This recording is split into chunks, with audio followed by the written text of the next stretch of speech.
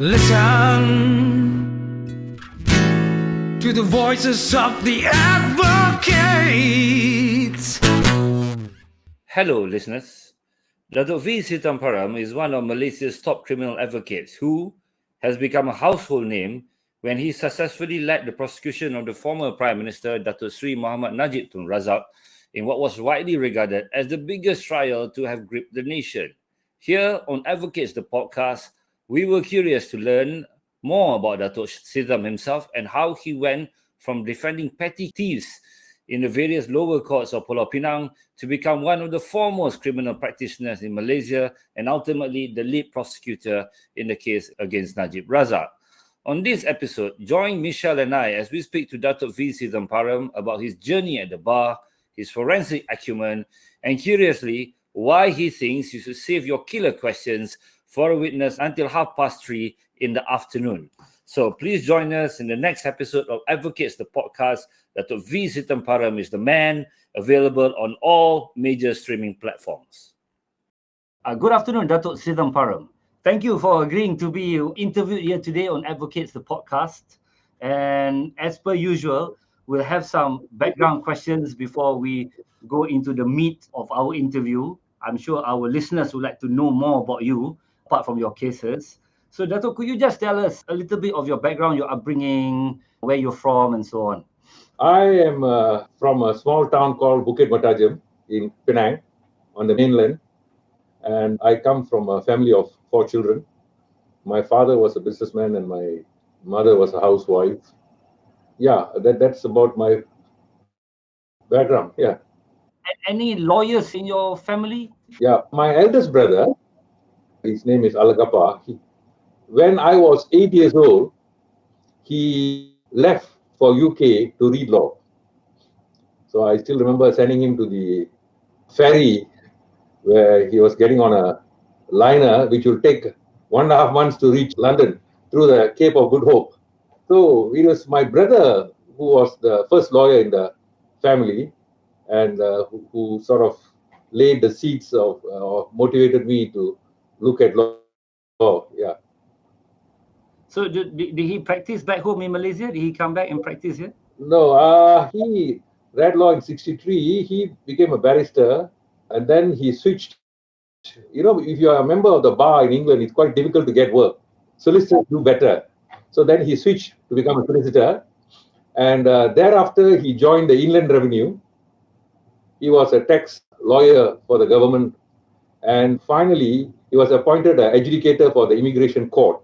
Later, they promoted them as judges of the Immigration Court, where asylum seekers who come to England, when they apply, usually from Sri Lanka or Pakistan or Bangladesh, the English were quite good. They put Indian-looking fella to hear their case out. Yeah.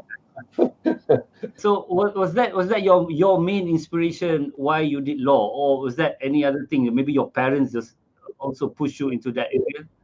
I think as far as interest, even for my brother and me, what was the real motivating factor was my house is about 800 meters from the Penang High Court, the present Penang High Court. So I have seen loads of lawyers in their black coats. The black coats was something very fascinating for me, Black coats with their file, walking in and out of court. That was one. Two, my school, Hutching School, was directly opposite the courthouse. So again, you saw lawyers in and out of court. Yeah, that's how I think I had this fascination of wanting to put on a black coat, actually. So then you studied law in England. You went to Lincoln's Inn to read law, and then you were called to the English bar in 1978. In 1979, you admitted to the Malaysian bar. And then straight away, you end up, I think, as a criminal lawyer, isn't it? Was there any part of you initially that you tried to do civil law first? No, I think the reality in Malaysian practice is the firm that you join will predominantly decide your career path in the law. So the firm I joined was Dato Kupendran, who was only a criminal practitioner of some standing. So when I joined him, and his associates were people like Dato Rajasingham, and of course later Karpal, they all were colleagues. So I was fortunate to be able to follow them to court and listen to the arguments, etc. So that's how my journey in the criminal law actually began. It's quite by accident, but something that I would have wanted to do anyway. So how do you end up becoming a pupil at Dato Kumarendran's office? I mean, you just applied and he called you for an interview, or what was it really tough? Or did you apply for other places as well?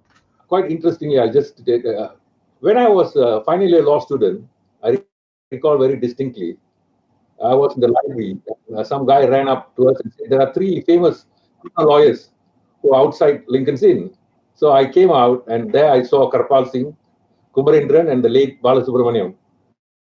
And they had come to argue, if I'm not mistaken, Tay Cheng Po's case, the Privy Council.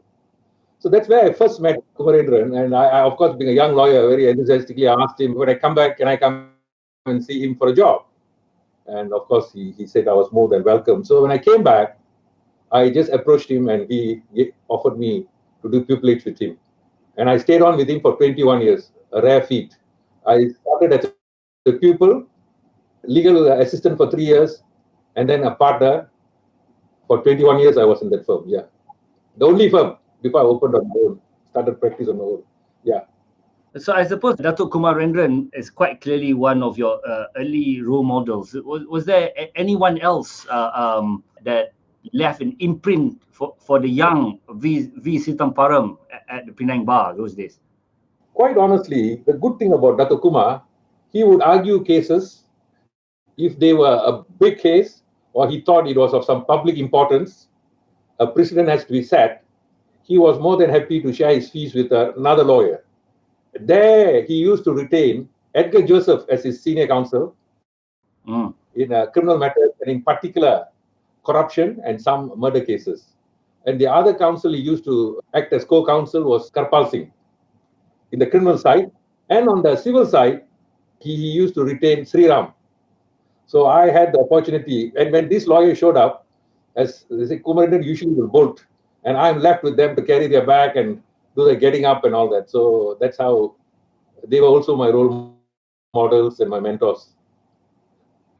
I mean, if I could just ask you this question, basically, during those early days, what is the most important lesson that you obtained from say, Dato Kumarendran? Is it a particular style of advocacy? Is it preparation of cases? Is it dealing with clients? I found that he used to prepare very hard.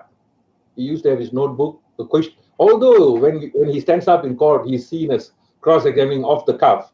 Actually, everything has been thought of. Nothing just comes off. So he will prepare very hard before he goes to court. And that's a habit I still have. I actually prepare everything. Even today's interview, I prepared everything, but I'm not looking at it. But the fact that you prepare means that you are more equipped to deal with the situations that arise. Yeah. Right. So could you tell our listeners about, say, your first ever case in which you did alone? Actually, Kumar's office was inundated. We will have one day some 3 or 4 criminal cases. Every section in the penal code I've dealt with. And as we say, everyone who goes to Kumar's office would have also dealt with the theft of a cow somewhere in Kulim or in Bali Pulau, criminal breach of trust, burglary, theft. So smaller cases, it is so. I think the first day I appeared before a magistrate called Muhammad No, and it was a theft case. So that's how I started my first case. But what I remember distinctly, which actually was a frightening, horrifying experience, is I think 3 years on in practice, there was a Malay boy who was caught for drug trafficking, comes from a very poor family, who could not afford a lawyer, but did not want the assigned counsels either.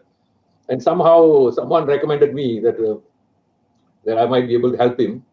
And he could pay me a princely sum of $3,000 for a capital case. But I normally nobody's going to put their life in your hands. There was this young man who was prepared to do that. In a way, I was grateful that he trusted me enough, and I felt I owed him a duty of care and a great deal of hard work to do a good job.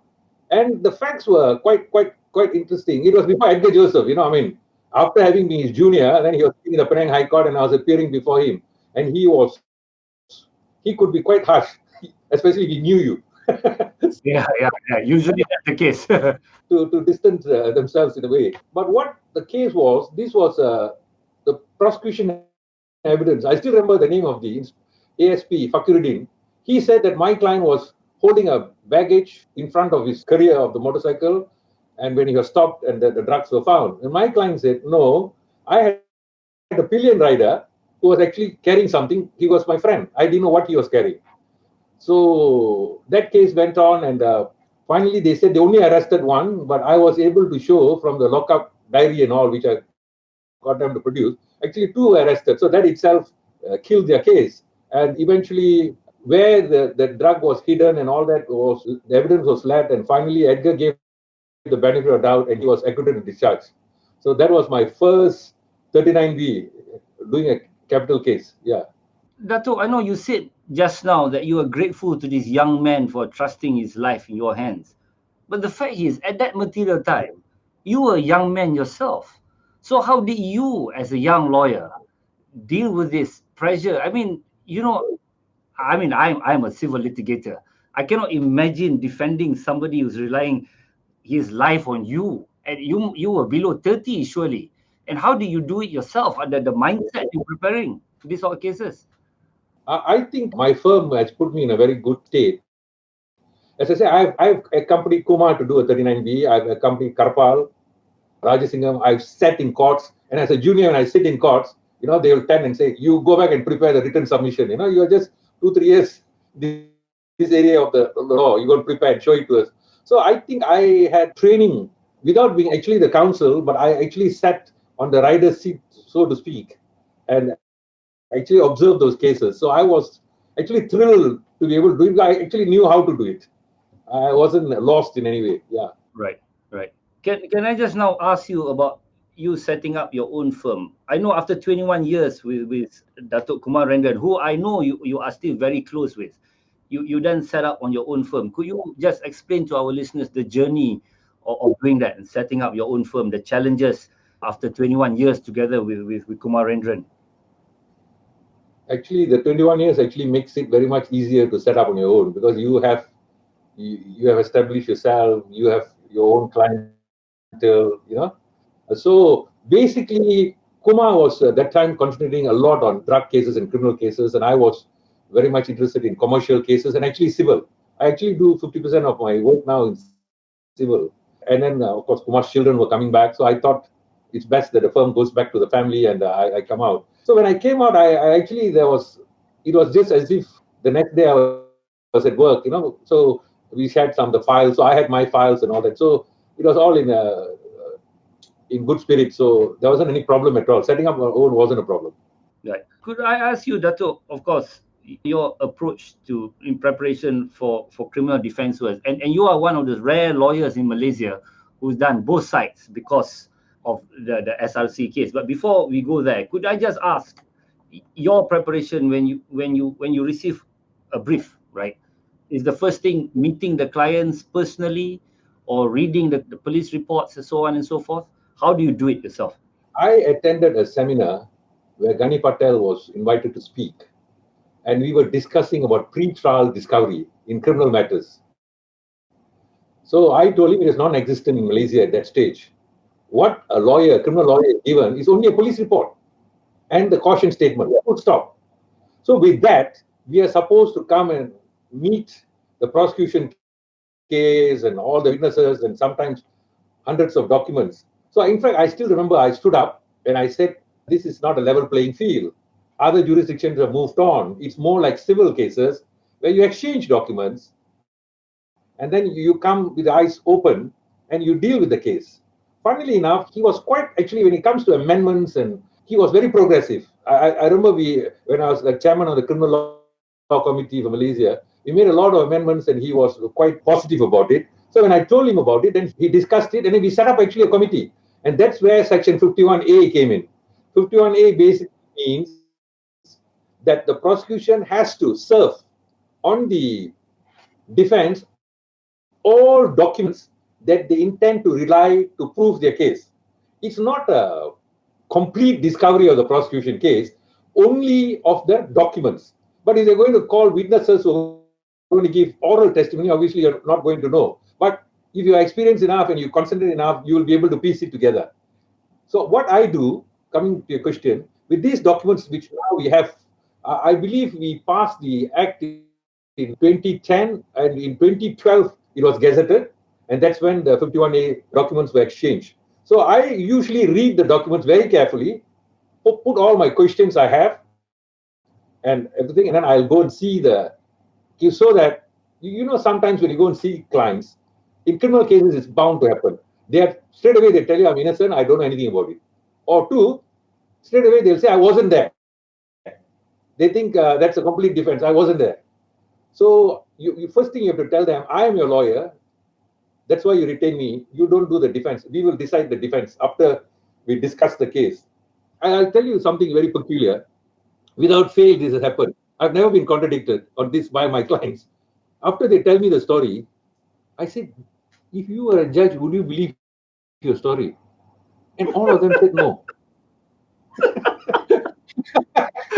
So, I said, even if you're speaking the truth, it is a way you present it. You cannot present your case in the way you are presenting it to me. It sounds ridiculous, some of the things you could not have been in the house at that time because you said you were somewhere else. So that kind of thing.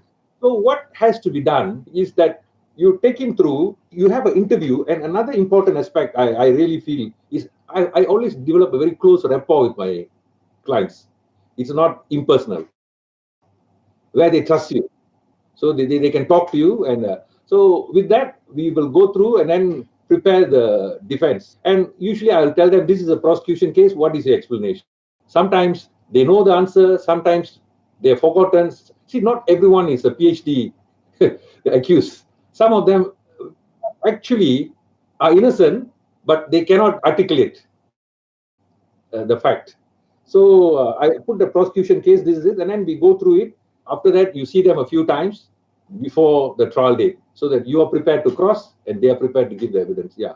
In particular, one of the areas which our listeners always like us to ask about is particularly in the art of cross-examination, right, Dato? For you yourself, are you the kind of advocate that prepares questions in advance, or do you just have areas in which you will go through the witnesses and then you take it from there based upon your reading?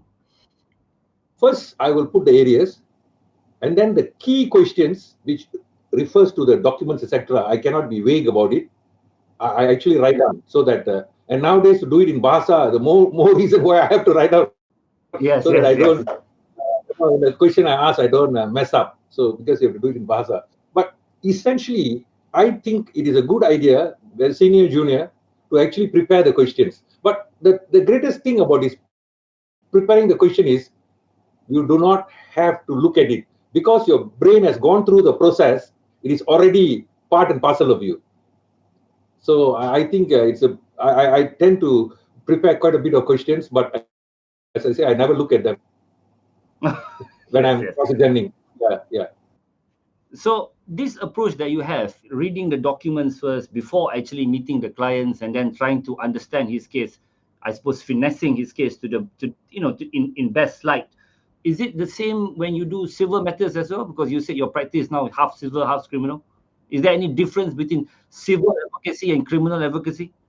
Personally, I find there's actually no difference between civil and criminal. I'll tell you, prosecuting this case, as I also did a bit of prosecution in this SRC case, I was actually a plaintiff's lawyer. So a prosecutor is actually like a plaintiff. You ask the question in examination chief, you put in the documents, and usually the trick for I feel good advocacy and what the courts like is difficult areas which are evidence pointing against you.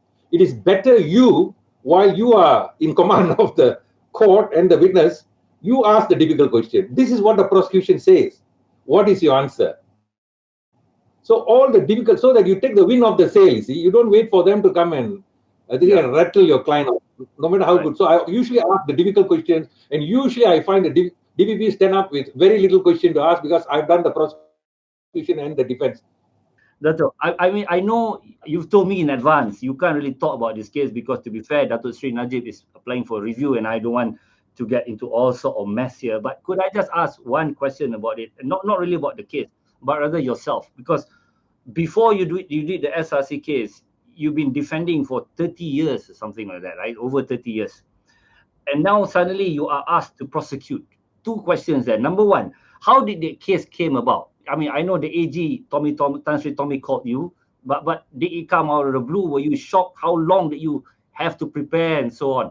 Tommy, of course, Tommy Thomas called me. I was appointed. Initially, the case was scheduled sometime in April, which was just 2 weeks after my appointment, which was a very short time to go through those documents. But fortunately, there was some delay.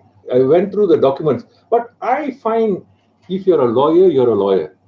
Whether you are a prosecutor, defense, or whatever, if you just have to think for whichever role you want to play. So in this case, it's basically examining in chief. As I told you, it's like a plaintiff's case. Arrange all the documents in order and tender it carefully and ask the questions to connect the case to come with a wholesome case. Yeah, that's about it. There's no miracle actually. So in terms of the mindset, you don't find any difficulty switching roles from normally defending to prosecuting? No, I don't find any difference. In fact, until you asked me, I didn't even think there was any difference. No, really, if you're a lawyer, you just, whichever brief you get, you just act on the brief, isn't it? But the important thing is, I'll tell you, I say that with confidence because you have to be prepared. If you're not prepared, your question is very rare. You will be all over the place. Yeah, you will be all over the place. Now, before going to the next area, which is your notable cases, but can I ask you this? I recall this because you and I had a conversation about this when we did a case together several years back. And you said to me, Razlan, by 3:30, the witnesses will all be dead ready. This is when you could catch them. You put all your killer questions this time, and they will all agree with you at that time. Why 3:30, Dato? Could you just tell me the theory behind this? This is not my brainwave. Karpal told me, when I was asking him, he told me, look here, this was in the morning are very fresh. They have gone and discussed the case, whatever, in a criminal case, the prosecution witnesses, they're all very steady. After lunch, the human cycle goes after about 2:33, mostly all these police fellows all have a whack. They are nasi lemak and all that heavy. We will take sandwich and small light to stay awake. They will eat nicely and come. As you go around 3:30, that's the time physically, that's fatigue. And they tend to be a bit tired. I'll tell you, Raslan, I recommend this to all lawyers. You just go and try it. It has never again failed. You will find that they are very accommodating. When they don't want to think, they'll say yes. So make sure that the question you ask requires a yes answer and not a no answer. And you'll find that you will get what you want. Because, the plotting and thinking and twisting and turning all this cannot take place at that 3:30. So listeners, The other thing Karpal told me, I'll tell you, Karpal said whenever you ask a question from a witness, which I've learned, if that fellow starts to clear his throat, that means he's thinking for an answer. He is thinking how to tell a lie. So you should know that's not the truth. And again, you will find that essentially, unless the fellow's got a bad sore throat, when they're clearing the time, they're actually trying to buy time with the court. Yeah. I shall not ask you whether the accused in the SRC case cleared his throat many times or not. I will not go there, Dato. Sorry, Dato, just a question, and it's something you said earlier. So just to take you back a little bit, you mentioned that in the course of a case, you get close to your clients. I mean, not personally, but in terms of the rapport, right? Does that make it harder, Dato? Like, do you feel more pressure, especially in the death penalty cases, or does it actually fire you up more? No, when I say rapport means the trust, earn the trust and communicate. They feel free to talk to me. They don't feel I'm going to, In fact, I tell you, the worst thing that can happen, the families is what causes the pressure. The wife will come to your office, in a capital case, with 3 children, and he said, these are all my children. Will my husband come out? Otherwise, we're all going to be in the street. Now, that is a real problem. Yeah. But these guys, it is just to win their confidence that they can tell you. You see, once you have that rapport, sometimes certain questions are shot at them by the prosecution. Then when you're re-examination, you have no time to sort of have a word with them. But because of the rapport, he knows what you're asking and what he has to, you know what I mean? One final question in this area, which I find quite interesting, because over the years there have been huge advancement in terms of science and technology, DNA evidence and all that. It must be tremendously different from when you first started practice. And I think this segues nicely with the Hanif Basri case, because in those type of cases where you rely a lot on forensic evidence, have you noticed a noticeable advancement or change in science and technology, Dato, in which you yourself as an advocate had to keep up with the reading? I'll tell you, the first case that science actually was able to prove my client's innocence is Hanif Basri. In fact, that case caught the eye of a science writer in Australia, and it's part of a book now. It's just published a year ago, to show how science actually could prove innocence. All the witnesses came and said that they saw my client in the apartment where the murder had taken place. But we were able to prove by science that he could not have been there. So my starting point, when you ever do a scientific case on DNA, in fact, in drug cases and all it applies, is to read the script, the evidence of O.J. Simpson. It's a brilliant cross-examination by the lawyers, also by the scientists. And we had a top-notch, unfortunately, as Malaysia brain drain, we also lost him, Professor Nadesan. He was a top-notch in scientific evidence. He was at I think, UM. So even in drug cases, sometimes you see, I'll just give you an example. You are carrying the bag. Then, of course, your DNA will be there. Then the police will carry the bag. Then sometimes when they are moving the bag and all that, they ask you to help or whatever you carry. So the last DNA on top will be yours. But you might not have been the actual person who was courier. You're just helping in carrying the bags to put them into the van or whatever it is. They will say they arrested your fellow with the bag, but your client's DNA will not be found there. So actually DNA evidence, it's not always positive. It can work both ways. An innocent fella, they can plant the DNA evidence. I remember in Anwar Ibrahim's case, the whole case was about that Anwar Ibrahim was asked to hold a bottle or something. They passed him some bottle, he held the bottle, and then this DNA was there. So they said it was framed during the trial. So you can be framed, or you actually can show your innocence. It is all still up to the investigating agency, how they use the evidence. Well, that's actually quite worrying that but that's evidence is evidence. I know it can work both ways. So Dato, coming to your famous cases, Hanif Basri. Now, listeners, you may recall Dato Sithambaram got off until Hanif Basri was on the capital charge of murder in this particular case of a lady called Norita Samsudin. The evidence seems to be overwhelming at the beginning, and that there were eyewitnesses. The Dato said, everybody said, Hanif Basri was a regular at that apartment. His DNA was found on the poor victim, and yet you got him off. So when you first were presented with the case, Dato, did you feel, oh, this is overwhelming, how do I do this? And what was your approach when it comes to Hanif Basri's case? I must tell you, the prosecutor there did not furnish us with the DNA report. So I never knew there was a DNA report. Although I had applied for it and the court had ordered, I was not given.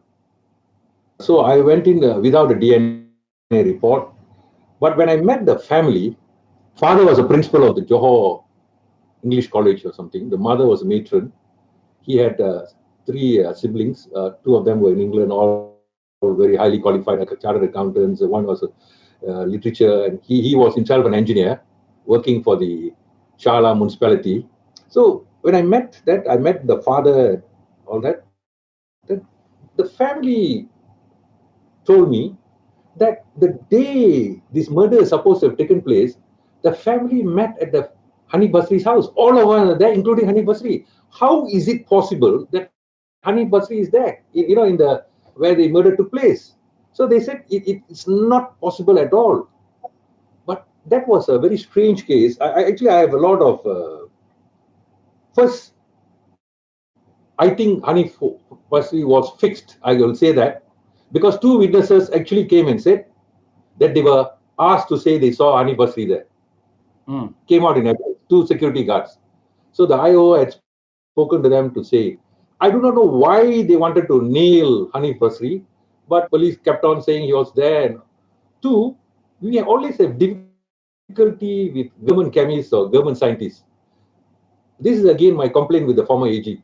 Whenever the government calls a scientist, he feels obliged he must give evidence in favor of the prosecution. Even if the evidence were otherwise. He will never take an objective stand. It's always against the accused. So in this case, this was a problem. The government scientists came and said, Hanif Basri's DNA was found in the private part of Norita Samsudin. And he said that was the DNA there, and therefore he had sex with her before her death. But as we went along the cross-examination, I actually took the trouble to attend 2 weeks of night class with I told you, the professor. So I read up a bit and he briefed me how it works. So we managed to show there was a mixed DNA, Hanif Basri's DNA was there, so was the DNA of another person. Then the question becomes, which is the later DNA? Yes. I learned a DNA can be in a woman's part for 7 days in the upper cervical region. 7 days. Can stay up to 7 days. So those who have sex without condoms, remember this.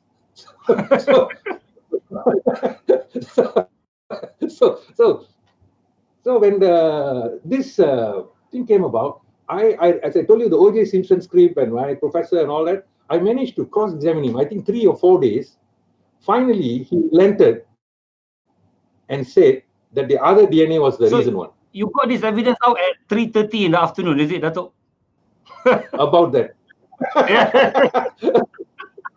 Anyway, so it transpires that the other DNA was the later one. That means this first DNA could have been 7 days earlier. So it doesn't prove the date or cause of death.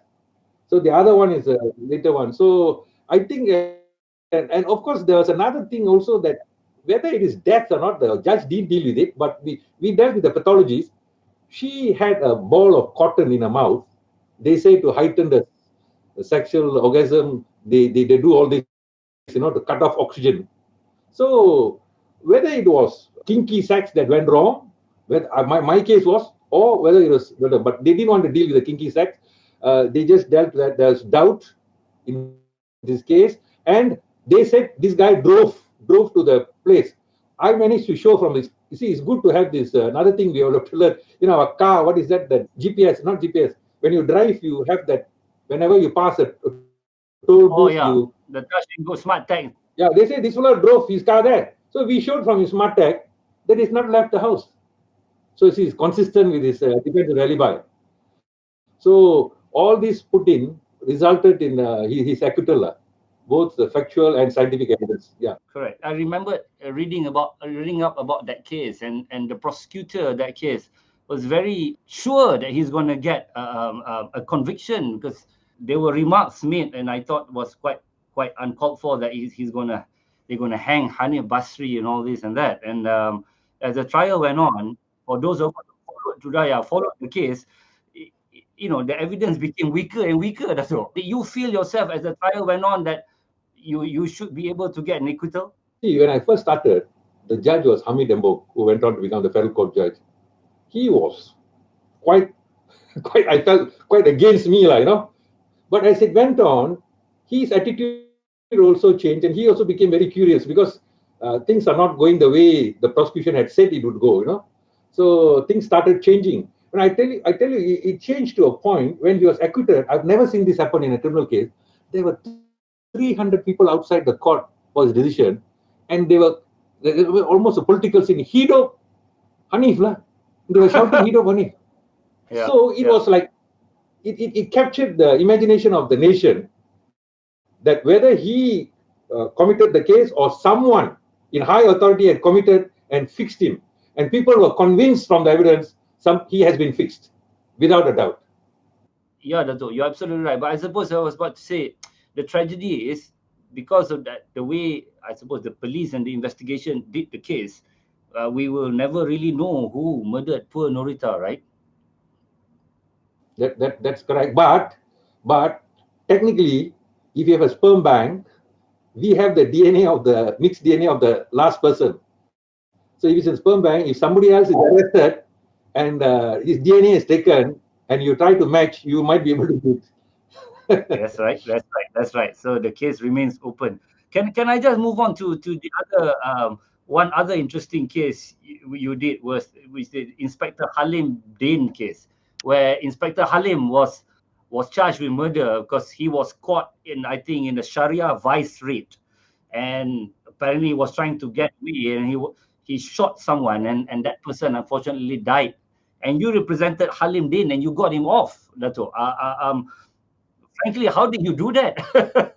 Yeah, I got him off at the High Court, but at the Court of Appeal and Federal Court, it was 2 years. I'll tell you, it's a very interesting story again. This lady went to the police station in Alustra and asked for a lift from Inspector Halim Din, who lived in Sungai Petani, and this was in Alustra. She went to Alustra, I think by sight of what they knew, lift. So when he arrived at the house lights were on, her sister was there, the children were there. They invited him for a coffee. So the question of Kalwat does not quite arise from my understanding. That's what everyone told me. The people in the house and activity. But suddenly, as they say in Malay, Kapong, the house was surrounded by the group of people, supposedly a Sharia raid for Kalwat. So what had happened was very, very interesting. When Dismas saw it, he panicked. So I asked him, "You're a police inspector. You have a gun and all. You could have, come out and." He said, "Sir, a similar Kalwat raid in Bukit Kayu Hitam or somewhere.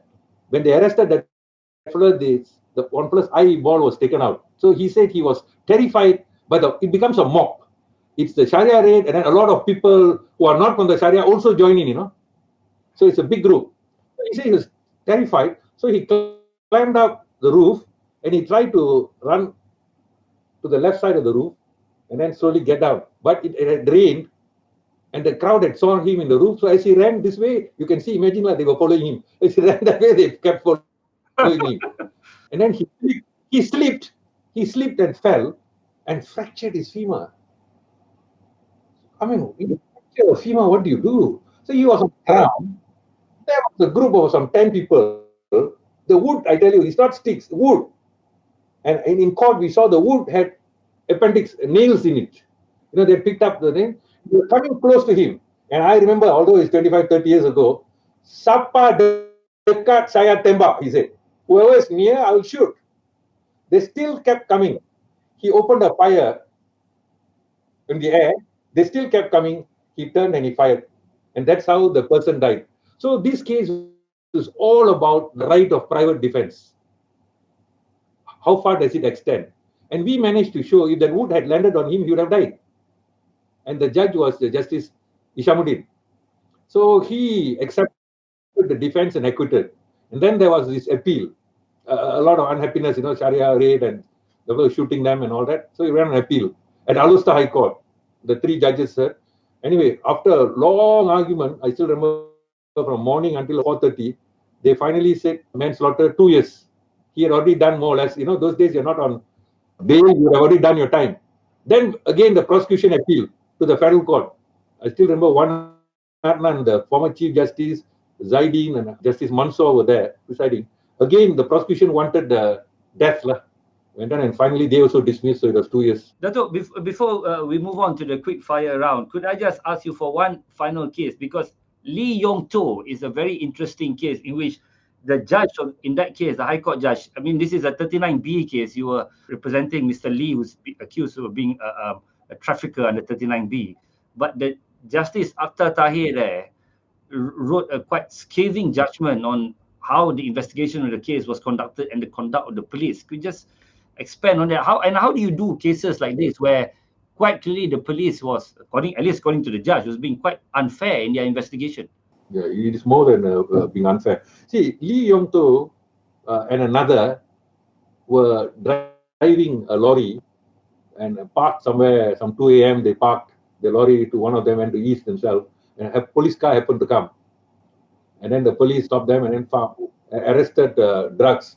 And I must tell you, the street value of the drugs was 300 million. So 100 boxes were arrested with a street value of 300 million. But when we went to court, 80 boxes only were produced by the police. Of course, they said they only seized 80. But we know from our investigation, it was 100 boxes. So in the course of cross-examining at 3:30, one of the sergeants, of course, he was confronted that see, if you lie in a capital case and you are found of perjury, you yourself can be sentenced to death. The perjury, the death is the same. So it means if you lie in a case that is 20 years, you also can get 20 years. It's the same. So I explained to him that if you lie and we prove you lie and we have the evidence, you may be in the dock for a 39B and you can be sentenced to death for perjury and otherwise. That fellow, I think, rattled. At 3:30, they all will. So anyway, so coming to that, he actually admitted that they seized 100 boxes and they only produced 80. I said, what happened to the other 20? They said they left it in the bushes. Why in the bushes? To go and collect it the following day. So who told them they could do that? He says their boss told them, ini do copy. I said, this is not do copy, this is drugs. So my presentation before Akhtar is a tough judge, but quite fair-minded guy. So I told Akhtar, look here, should the police be in the dock for 39B because that amount is more than the requisite, above the 15 grams or so, or my client should be? I said, if you believe them, that means you are saying it is okay to steal drugs, traffic in drugs, and give evidence against another drug trafficker. So I said, the court has to be, he is the accused, he has to create a doubt. And in criminal law, whether you like it or not, there's a break in the chain of evidence. What you seize, you must produce. You cannot seize something and produce something else. You cannot seize 100, you cannot produce 80. Then that is not what you seized. The identity becomes into question legally. So since the identity is in question, and since the police have admitted the thing, this case should send a message that even police can be charged. I was very for this kind of offenses. And you know what is the strange thing? These 3 guys who actually stopped this lorry, were all given some medals, for Valerie and for arresting a major drug raid. So I think that was subsequently removed from them, it was withdrawn, and that's how it went. So that was a case which just showed, if not for that one single fellow breaking down, all the other ASPs and inspectors stuck to a story. And what can you do? It's just your word against my word. What can my fellow say? So there is those are cases where cross-examination and a little bit of pressure works, but not always. Can I ask you this? Of course, this case, for instance, Lee Yong, quite clearly you had to go in hard, and you have to make very, very serious accusations against authorities, against the police. Are you ever yourself worried about your own personal safety when you start doing this? I think when you do cases involving high-profile people, when you involve a gang leader sometimes a gang leader will be killed by a junior fellow, no? Something goes wrong. So all those situations, but what I have learned is I've always polite to them. I just do my job. I'll explain to them, and at the end of it, I'll also say if I raise my voice or anything, please forgive me. This is in the heat of it. You know what I mean? I always make peace with them, so that they understand we are doing a job. There's nothing personal. So I find over the period, some fellows will stare at you, or some fellows will look at you this way or that way. But by and large, I'm still alive after 43 years. Yes, Dato, of course. Police, I tell you, but criminal lawyers, we are so used to defending thugs, gun runners, up against, sometimes police even defend. Sometimes we are up against police, force, superintendent, ACP, all these guys. So you actually become quite hardened. So you begin to think that you are quite above all this, you will do your work without fear. it somehow gives you the confidence. Right, Dato. So in all these cases, I mean, apart obviously from SRC, where I suppose has a slightly different dimensions there, but of all this, what's the toughest case that you've done? You think that you thought at the very beginning this is real, no hoper, and then as the case goes on, then you feel yeah, this is it. I got an acquittal against all the odds. I think that has to be Hanif Basri, because the medical scientific evidence was against, police evidence was against. They brought lay people against. There was nothing for. It was against because it was a framed case, and they all were working in concert until I managed to get them to admit to their perjury, to their false evidence and perjury, and finally shook the scientific evidence. And then I did some of my own investigation as well. You know that the crime scene moves from Hard Rock in Concord to a few places. So I actually went there and interviewed a few people, and I got some info. So I think that was a pretty tough case to argue and win. Yeah. Yeah. And of all the judges that you appeared before, who's the toughest? I mean, let's stick to retired judges, Dato, so that you and I both and Michelle don't get into trouble. I think when you say tough, expectations were very high. He expected high quality of work, proper cross-examination, be in court 9, not 901. You know what I mean? Who is this? Edgar Joseph. Edgar Joseph, right? Yeah, he was tough, and he expected everything properly done. I still remember one day. I think those days judges will actually, if it's a Diwali party or Chinese New Year, if a chairman of the bar invites them, they'll come to the house. I'm sure you remember. Those days, judges will actually come as long as it's a big function with all the lawyers there. And I still remember going to one lawyer's house for a Diwali function, and I saw Edgar there. He looked at me. Then he said, "What are you doing here? Don't you have a case before me tomorrow? Go back."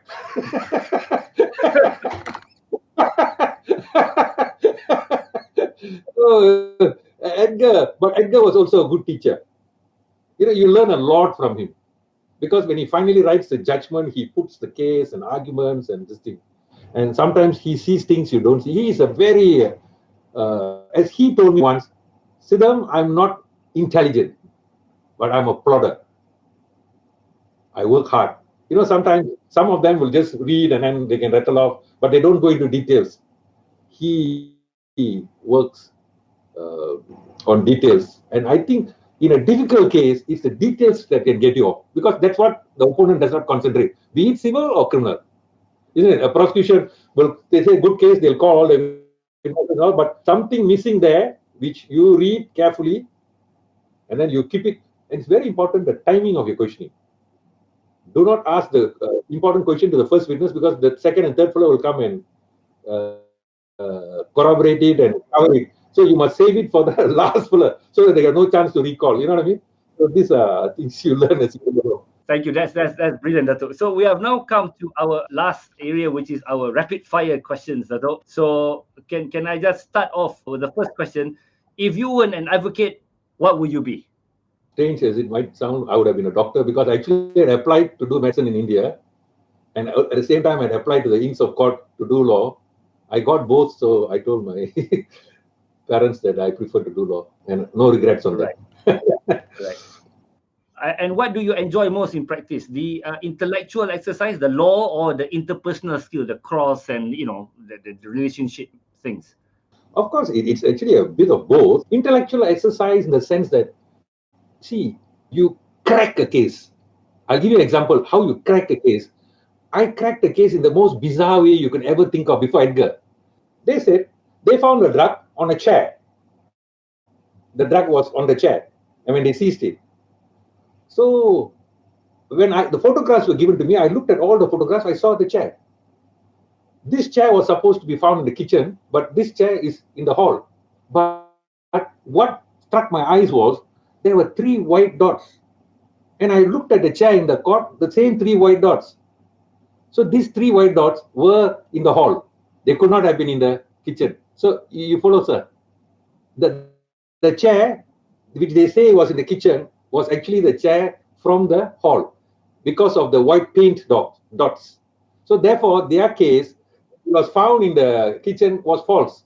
So details like that. And I won the case only on that because possession is now an issue. And the opponent you respected most? I don't want to sound this thing. I don't have any particular, but I like opponents. Funny, I like opponents who are clever, who give you a fight. You don't like. Sometimes you win a case and people say you won the case. Yeah, I won the case. You're not great, but you win against an opponent who's a good opponent and a good fight. And if they're courteous, I think that's why you really enjoy practice. Yeah. Right. Apart from, I suppose, Dato Kumarendran and Justice Agger, who did you learn most from? I think criminal from Karpal and civil from Sriram. And Dato, okay, this is a tough one. How do you handle losing a case? This is the easiest one for me. This is the easiest one because I feel when you take on a case, you do it with your heart and soul, and when you're preparing it with the exclusion of everything else. That means if I'm doing it, I wouldn't go on a holiday, nothing, just concentrate. I'll give it 100%. And the results never bother me because that's not in my hands. So I know some people won't prepare, but they'll be fidgety in the results. But I'm not fidgety, I'm very cool. So I think you just do your work hard, the results, leave it to the judge. Right. So to you, what is the most important quality in an advocate? Important quality. I think important quality would be reading your judge. Very important, reading your judge. That means when you go before the judge, you must know what are his expectations, what he doesn't like. Like I will normally, if I have a bad part of the case, I'll already tell him at the beginning, this is the bad part of the case, so that he's not going to be surprised. And then the whole case is about explaining it. And then reading your witness, and I think most important, you will feel it, earning the respect of the judge. You know judges who respect you and judges who treat you like that. So I think earning the respect of the judge is also very important. Yeah. Okay, if you could go back in time, what would you say to a young Sithambaram who had just got out of law school? What advice would you give to him, to this young man? I don't think I'll do anything different from what I have done, honestly. Right. And finally, Dato, a day in the life of Dato V. Sithambaram. Let's assume you have a court case that day, a trial. How would the day go? This is where I always remember my father. Until today, if I have a case, I'll wake up at 5. Don't ask me why 5, but my father woke me up at 5 and I always wake up at 5. I'll wake up at 5. I will do all my some stretching exercise, whatever, Then I will review the file. Even if I'm thoroughly prepared, if I know every question I'm going to ask, I'll still review the file. If it's a submission, I'll re-look at it. And usually at something in the morning at 5 o'clock, I tell you, the clarity is unbelievable. And a cross-examination, you will find something. Then it's very important, as sounds silly as it is, to have a good breakfast. Not a heavy breakfast, but a good breakfast, thing. And then do your case and everything. Then I always have a power nap. This I learned from Sriram. He never practices it now. Because those days when I was young, I used to hear him sleeping on the bench and I'll have to watch that nobody disturbs him. A good 10-15 minutes bench. And I tell you this power nap, when you wake up from it, you wash your face, it looks as if, you feel as if you are first thing in the morning, you are coming into court. I feel that way. And it works for me. And then, most important, no lawyer will be a good lawyer unless he's fit. So make sure you exercise. I exercise 5 to 6 days a week, over 5 kilometers, either walk or the hotels or whatever. My shoes are in the KL hotels permanently there with my thing. So I think exercise is very important. And then before I sleep, I will just review the file, just think about it, and then go to sleep. And your mental process, I tell you, is incredible. You might wake up with answers to this, like a computer, it works, but it doesn't disturb your sleep, I can assure you. When you wake up, it gives you the answers that you require. So that's how my day is. Thank you, Dato V. Sithambaram. That was absolutely fascinating. And if I may say so, Dato, you are really one of the most interesting advocates we have ever interviewed in our show. Thank you very much. Thank you. Thank you, listeners. Thank you for listening to Advocates, the podcast. I hope you've enjoyed the program. Please follow us on all our social media channels. Leave a review or share this episode. And don't forget to tag us. We love to hear from you. Thanks. Listen to the voices of the advocate.